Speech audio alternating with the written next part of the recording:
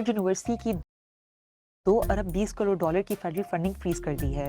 University को दी गई tax exemption को वापस लेने की धमकी दी है और अब इंटरनेशनल स्टूडेंट्स के एडमिशन पर पाबंदी की बात चल रही है। इससे पहले हार्वर्ड यूनिवर्सिटी ने कहा था कि सदर ट्रंप उनको फंडिंग दें या ना दें, वो उनकी डिमांड्स पूरी नहीं करेगी। आप सोच रहे होंगे कि यहाँ किन डिमांड्स की बात हो रही है। तो हुआ कुछ यूं कि पिछले हफ्ते व्हाइट हाउस की तरफ से हार्वर्ड को डिमांड्स की एक लिस्ट पकड़ा दी गई।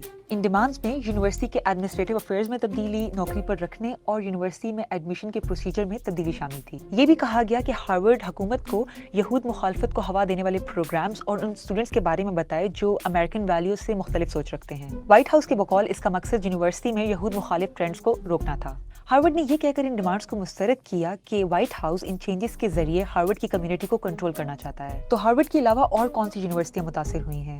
ट्रंप एडमिनिस्ट्रेशन ने कोलंबिया यूनिवर्सिटी के लिए $400 मिलियन की फंडिंग रोक दी, जिसके बाद मार्च में यूनिवर्सिटी मुजाहिरों और मिडिल ईस्ट से मुतालिक डिपार्टमेंट के बारे में अपनी पॉलिसी चेंज करने पर रजामंद हो गई। इसके अलावा कॉर्नेल यूनिवर्सिटी के $1 अरब से ज्यादा, जबकि नॉर्थ वेस्टर्न यूनिवर्सिटी के $790 मिलियन से ज्यादा के फंड्स फ्रीज किए गए।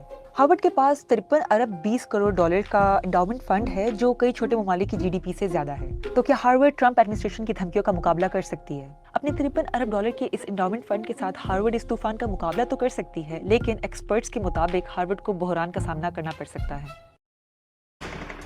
पाकिस्तान हुकूमत ने कई मरतबा कहा है कि 2021 में अमेरिका के अफगानिस्तान से निकलने के दौरान छोड़ा गया असलहा खित्ते में मिलिटेंट ग्रुप्स इस्तेमाल कर रहे हैं। इसी खतरे की हालिया मिसाल बलूचिस्तान में जाफर एक्सप्रेस की हाईजैकिंग है, जिसमें 26 अफराद हलाक हुए। वॉशिंगटन पोस्ट की रिपोर्ट के मुताबिक पाकिस्तानी अथॉरिटीज़ ने 3 अमरीकी राइफल्स के सीरियल नंबर्स पेश किए हैं जो जाफर एक्सप्रेस पर हमला करने वालों के पास थीं। ये राइफल्स वही अमरीकी हथियार हैं जो माजी में अफगानिस्तान की सिक्योरिटी फोर्सेस को दिए गए थे। इनमें एक M4A1 राइफल भी शामिल थी, जिसे अमरीकी कंपनी कोल्ट ने बनाया था।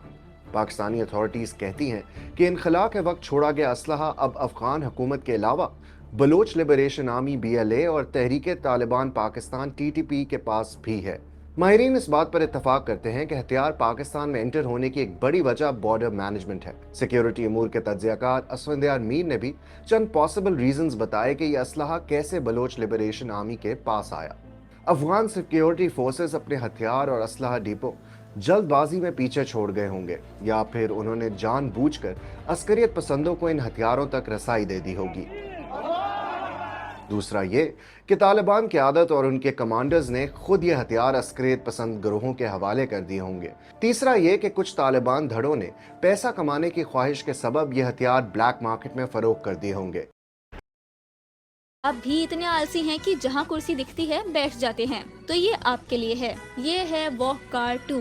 देखने में लगेगा जैसे लैपटॉप के नीचे पहिए लगा दिए हों। जापान में बनाया गया ये डिवाइस आपके बैग में फिट हो जाएगा। इसका वजन 3 किलो है और ये 10 किलोमीटर प्रति घंटे की स्पीड से चलता है। रेंज करीब 7 किलोमीटर है। इसको चलाने के लिए बस हल्का बॉडी मूवमेंट चाहिए।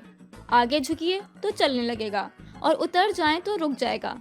और अगर आप थोड़े बहुत चलने के शौकीन हैं तो आपके लिए है मून वॉकर्स। शिफ्ट रोबोटिक्स के ये AI पावर्ड जूते आपके नॉर्मल शूज के ऊपर फिट हो जाएंगे।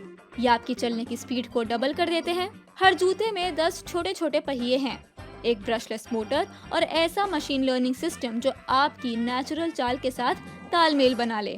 तो आप क्या चुनेंगे, वॉक कार 2 या मून वॉकर्स? क्या आप भी इतने